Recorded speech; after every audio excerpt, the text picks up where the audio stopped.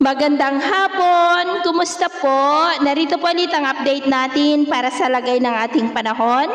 Ngayong hapon po ng March 26, 2024 na kung saan sa ngayon ay patuloy pa rin na easterlies ang hangin po na umiihip dito sa ating bansa na dahilan ng mga isolated rain sa ilang bahagi.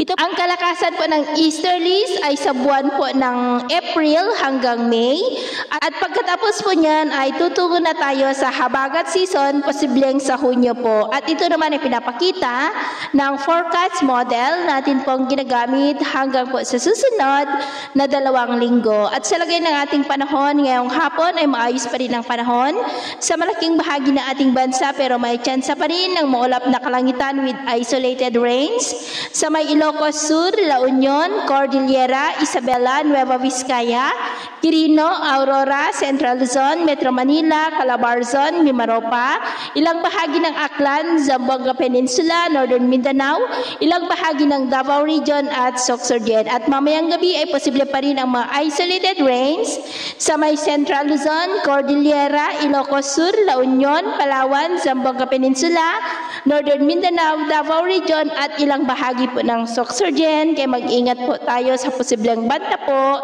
ng mga pagbaha at pagguho ng lupa.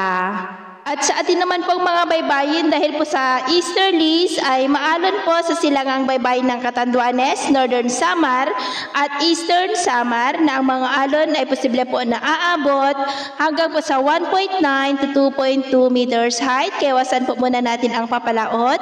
Diyan po sa mga may kulay pula para mas makaiwas sa mga sakunang pangkaragatan.